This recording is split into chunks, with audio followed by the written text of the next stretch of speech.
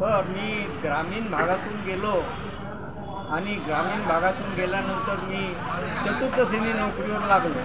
ते कालेलकर म्हणून नियम होता, त्याच्यामध्ये एकाकी पद होतं. एकाकी पदावरच लागलो आणि एकाकी पदावरच मी रिटायर झालो.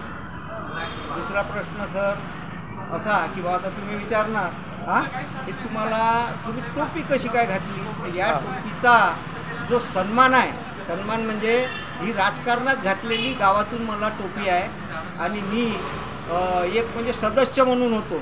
मात्र मला पद मिळालं नाही, तो भाग वेगळा आहे. मात्र ह्या टोपीचा अर्थ माझी मुलं पण विचारत होती, बाबा हे राजकारणात टोपी तुम्हाला गावातून घातली गेली, याचं काय आहे. पण आता भविष्यात आम्हाला ही टोपी घालण्याचा, कारण आम्ही आता इंजिनियर आहोत, त्या 3 पिढ्या ठीक आहे. माझ्या आजोबालाही ही टोपी होती, माझ्या वडिलांनाही टोपी होती आणि मलाही ही टोपी गावकऱ्यांनी घातली. मी याचा काय सन्मान आहे. माझी मुलं मला सांगत होती, बाबा ही टोपी म्हणजे काही साधा विषय नाही आहे. मात्र या टोपीचा सन्मान म्हणून 3 पिढ्या आपण केल्या. पण आता हे जे तुम्ही शेतीचं सांगितलं, तर हे शेतीतनी बऱ्याच शेतीतनी आता भावाभावाचे वाद सुरू आहे पाईपलाईनवरून. हो सर.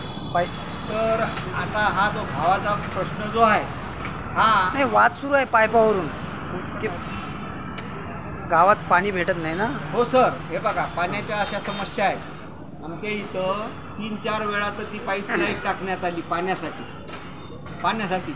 मात्र नळ अजून कोणाच्याही घरात गेलेला नाही. आता जवळजवळ आता मी नाव घेत नाही सध्या, नाही नाव नका घेऊ. तिथे पण त्या लोकांनी प्रचार असा केला होता की घर घर में पाणी पोहोचवूंगा. पण त्या गावात अजूनपर्यंत कोणालाही पाणी पोहोचलेलं नाही. सरपंच 3-4 झाले, अनेक योजनाही राबवल्या गेल्या. मात्र कोणाच्या घरात अजून नळ आहे आणि कॉक खोलून एखाद्या माय माऊलीनं पाणी भरलं असं आजपर्यंत झालं नाही. ही स्थिती प्रत्येक गावात असेल असं मला वाटते आणि प्रत्येक घरात पाणी पोचलं पाहिजे. कारण पाण्यासाठी आपण केलेला मोठा संघर्ष आहे. हा संघर्ष प्रथम पाण्यापासून सुरुवात करू, नंतर विद्युतपासून हा प्रश्न सुरुवात करू आणि तिसरा नंबर घरातले प्रश्न ज्यावेळेस मिटतील त्यावेळेस आपण बाहेर निघू. बाहेरचे अनेक प्रश्न आहेत, ते मी निवडून आल्यानंतर आपल्याला जरूर सर मी पूर्ण करण्याचा प्रयत्न करेन. अनेक प्रश्न आहेत सर. आता तुम्ही ती लय क्लिप मोठी सांगण्यामध्ये मला आता नाही आहे, पण त्यावेळेस जरूर सांगितलं. तुम्ही मला भरघोस मतानी माझी चिन्ह हे टेबल निशाणी असून भरघोस मतानी विजयी करा. मी एक अपक्ष जरी तुम्हाला दिसलो, मात्र ह्या टोपीचा सन्मान राखून हे तिसऱ्या पिढीची आहे. आता माझी मुलं म्हणजे इंजिनियर आहेत, त्यांना याचा अर्थ समजतो. मात्र मी 10वी पास होतो आणि वय कमी होतं, मला समजत नव्हतं. पण बाबा म्हणले हिचा सन्मान फार मोठा आहे, हिचा सन्मान तुम्ही करा.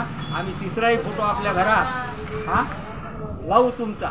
पण आता आम्ही इंजिनियर झालो, बाबासाहेबांची लेकरं आहोत, शिकलो, शाळा तुम्ही शिकवली. आम्हाला आता आमच्या विचारांनी जाऊ द्या. मला बाबासाहेबाबद्दल फार स्वाभिमान आहे, त्यांच्या कुटुंबाबद्दल पण स्वाभिमान आहे. मात्र त्यांच्या कुटुंबात कोणी मला म्हणजे सामावून घेईल, त्याच्यासोबत